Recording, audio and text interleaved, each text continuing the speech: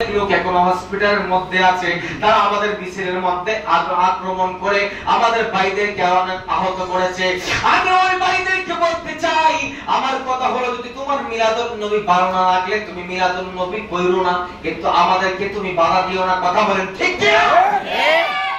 মিলাদুন নবী না করলে তোমার কথা, কিন্তু মিলাদুন নবী করলে আমার তোর শক্তি পায়। আমার নবী না আসলে রাসূল বলেন আমি না আসলে আমার আল্লাহ কুল কায়নাত বানাইতো না। আল্লাহ রাব্বুল আলামিন সব কিছু বানাইছে আমি নবীর আগমনের কারণে। চিৎকার করে সুবহানাল্লাহ। চার সুরে শিন্নি আল্লাহ নবী আগমন না করলে নামাজ পাইতো না। নামাজে চিল্লালে দাওয়া, পাকি নিয়ে দাওয়া, মিসওয়াক নিয়ে দাওয়া, সব করতে পারে, কিন্তু নবীর মহব্বত নাই। রাসূল বলেন আলা ঈমানা ইমাল্লা মহব্বত লাহু, আলা ঈমানা ইমাল্লা মহব্বত লাহু। যার ভিতরে নবীর মহব্বত নাই তার ভিতরে ঈমান নাই। কথা বলেন ঠিক কি না? এরা খালি নামাজ নিয়ে আছে, নামাজ নিয়ে আছে। আমার কথা হলো ভাই, তোমার যদি মাজার পছন্দ না হয় তুমি মাজার চাইও না, কিন্তু আমার মাজার পছন্দ। ওইখানে গেলে আল্লাহর ওলিদের সহবত পেলে, জিয়ারত করলে আমার কলবের মধ্যে শান্তি পাই, আমি শান্তি পাই। আমাকে তুমি বাধা দিও না। তোমার ভালো না লাগে তুমি কইরো না, মাজারের কাছে যাইও না। আমার ভালো লাগে আমি মাজারে যাই জিয়ারত করব। কথা বলেন ঠিক কি? এতটুকু কথা থাকলে সেটা কাজ হয় না, ঝগড়া হয় না। তোমার মাজার ভালো লাগলে তুমি যাইও না, মিলাদুন নবীর জুলুস তোমার ভালো লাগে তুমি যাইও না, কিন্তু মিলাদুন নবী দয়ার নবী কেমন কালার দ, কেমন কালারে কালা, কেমন কপক্ষ, কেমন কপাল পোড়া। আমার নবী আগমন না করলে কুল কায়নাতই হইতো না। আমার নবী আসতে না আমাদের মিছিল আক্রমণ করে। কত বড় কপক্ষ! এক তো মিছিল করে না, এক তো আমার নবীর আগমনে খুশি না, তামাম জাহান নবীর আগমনে খুশি হয়েছে, বেজার হয়েছে শয়তান। কথা বলে ঠিক, কারণ শয়তান শয়তানি করতে পারবে না।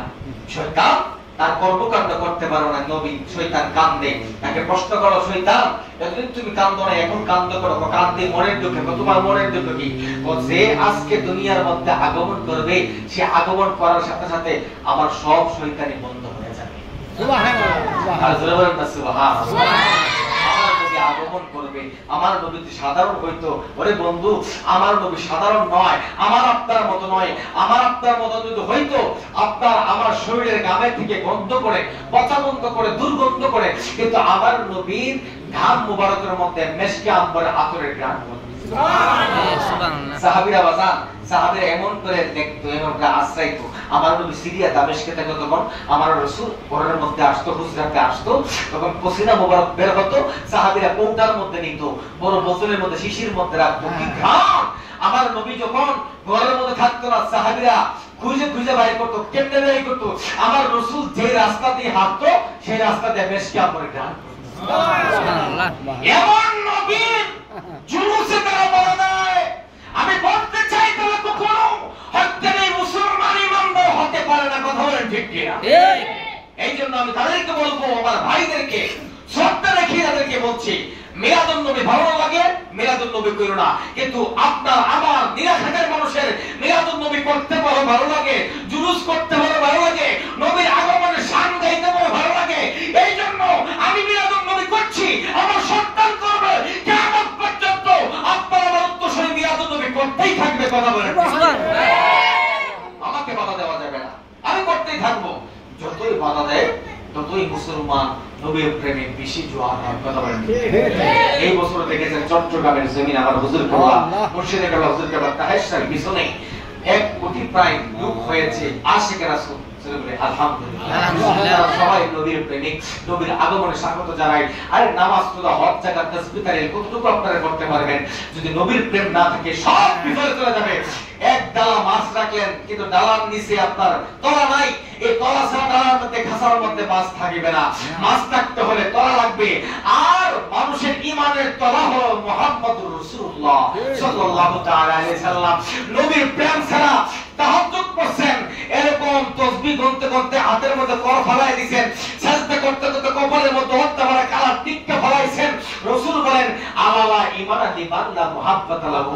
এরে শুন, আমি রাসূলের মহব্বত না থাকলে তোর নামাজ কাজে আসবে না। জোরে বলে আল্লাহু আকবার। আল্লাহু আকবার। জন্য আমি অনুরোধ করব, নবীর প্রেম সব ঈমানের মূল, নবীর প্রেম সব ঈমানের মূল। নবীকে ভালোবাসবেন, মিলাদুন নবী করেছেন, আপনার পূর্বপুরুষ করেছে, এখনো করেছে, তারা বাধা দিতে চায়। মনে করবেন যারা মিলাদুন নবী বাধা দেয় তারাই বর্তমানে এজিদের উত্তরসূরি কথা বলেন, ঠিক ঠিক? তারা ইমাম হুসাইনকে শহীদ করেছিল কারবালার প্রান্তরের মধ্যে পরিবিহীন অবস্থায়, আজকেও তারা আমাদের বিরোধিতা করছে। আরে আমার কথা হলো, আমার সাথে বিরোধিতা করলে কিছু বলতাম না, আমাকে গালি দিলে কিছু বলতাম না, কিন্তু নবীর সাথে তারা বিরোধিতা করছে, আমার রাসূলের সাথে বিরোধিতা করে তারা কোনোদিন জান্নাতে যাইতে পারবে না। পারবে? পারবে? নবী আগমন করছে, আমরা খুশি, তারা বেজার। আপনারা বেজার কেন? তো আমরা বেজার একটা কারণে, আমাদের পূর্বপুরুষ হলো আব্দুল ওয়াহাব নজদি, আমাদের সিলসিলা হলো কারবালার মধ্যে এজিদি সিলসিলা। দুই প্রকার মুসলমান পৃথিবীতে এসেছে, একটা হলো হুসাইনি মুসলমান, আরেকটা হলো এজিদি মুসলমান।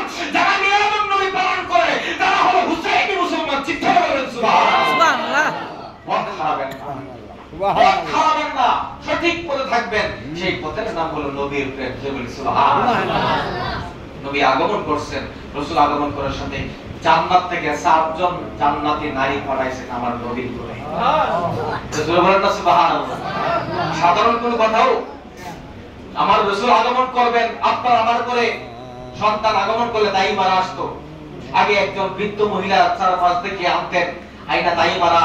আমরা যখন জন্মগ্রহণ করছি তার আয়না আমাদের জন্মগ্রহণ করছে, দুনিয়াতে আসছি, কিন্তু দাই মা আসছেন, কিন্তু আমার নবী আসছেন, আমার রাসূল আসছেন, দুনিয়াতে আগমন করবেন। সেই জন্য আমার আল্লাহ জান্নাত থেকে 4 জন দাইমা নারী পাঠাইছেন। সুবহানাল্লাহ। 4 জন নারী সুবহ সাদিকের সময় 12 রবিউল আউয়াল সোমবার সুবহ সাদিকের সময় পূর্বে আপনার নাম কি? তাওয়ারুকেরা তাওয়ারুক খাওয়া আমরা জলে হারা, আর আমরা কে বেদাতি বন্ধ। আরে বাবা তোরা বেদাতি বলো আর বন্ধই বলো, যা কিছু বলতে থাক, মদিনা বলো যদি কবুল করে আমাদের জীবন সার্থক, কথা বলেন ঠিক? সব বিফলে চলে যাবে যদি আল্লাহ এবং আল্লাহর রাসূল কবুল করে নেয়। আপনার আমার জীবনে আর কিছু চাওয়া পাওয়ার নাই। যদি কখনো মারা যাওয়ার সময় রাসূল যদি কবরের মধ্যে আসে বলে, উম্মত আয় আমার কুলের মধ্যে আয়, কবরটা বিরিয়াতিল জান্নাত, জান্নাতের টুকরা হয়ে যাবে। সুবহানাল্লাহ। দ্বিতীয় জনকে প্রশ্ন করলেন, আপনি কে? আপনাকে চিনতাম না, আপনি তো সুন্দর, আপনি কেন আসছেন, কি আপনার পরিচয়? বলতেছে, আমাকে তুমি চিনলা না, আমি তো ওই কষ্টযুক্ত মহিলা, আমার উপর অনেক নির্যাতন হয়েছে। কেন আমি আল্লাহকে আল্লাহ রাখি? আমার স্বামীর নাম ছিল নমরুদ, ফেরাউন ছিল, আমার নাম ফেরাউনের স্ত্রী, আমি আমার স্বামীর নাম ফেরাউন ছিল, ফেরাউনের স্ত্রী আমার নাম হলো হযরত আসিয়া। বলেন সুবহানাল্লাহ। আমি আসছি, আল্লাহ আমাকে পাঠাইছে তোমার সন্তান মুহাম্মদ, যিনি একটু করে নবী হয়ে দুনিয়াতে আগমন করবেন, যার কদমের ধুলা পেয়ে আরশ ধন্য হয়েছিল, আর এখন কদমের ধুলা পেয়ে দুনিয়া ধন্য হবে। আর যারা বলেন না সুবহানাল্লাহ। এক তৃতীয় নম্বর মহিলাকে ডাক দিলেন, কে আপনি? কে আপনি? কে আপনি? আপনার পরিচয়টা কি? ও আমার চিনল না, আমার স্বামীও নবী ছিল, আমার সন্তানও নবী হয়েছে। সুবহানাল্লাহ। আমার স্বামীর নাম ইব্রাহিম, আমার সন্তানের নাম হলো ইসমাইল, আমার নাম হযরত হাজরা আলাইহিস সালাম। বলেন সুবহানাল্লাহ। আমাকে আল্লাহ তোমার সন্তানকে রিসিভ করার জন্য জান্নাত থেকে। এরপরে 4 নম্বর মহিলা, তিনি বলতে লাগলেন, আমাকে তুমি চিনতে পারলা না? আমার কোনো বাবা ছিল না, আমার স্বামী ছিল না, স্বামী ছাড়া দুনিয়ার মধ্যে আল্লাহ আমাকে সন্তান দিয়েছেন, স্বামী ছাড়া সন্তান দিয়েছেন, কিন্তু সেই সন্তান আবার নবী হয়েছে। আমি সেই নবীর নাম হলো ঈসা পয়গম্বর, ঈসা পয়গম্বরের আম্মা জান হলাম আমি, আমার নাম হলো হযরত মরিয়ম আলাইহিস সালাম। এই 4 জন নবীরে আবার আল্লাহ জান্নাত থেকে পাইরা আমার নবীকে নারা বলতে লাগলেন, আহলান সাহলান মারহাবান তাইয়্যিবান সাইয়্যিদি ইয়া রাসূলুল্লাহ। রাসূল গো, দুনিয়াতে আপনি আগমন করেন, আপনার জন্য আমরা অপেক্ষা করছি। বলেন জীবন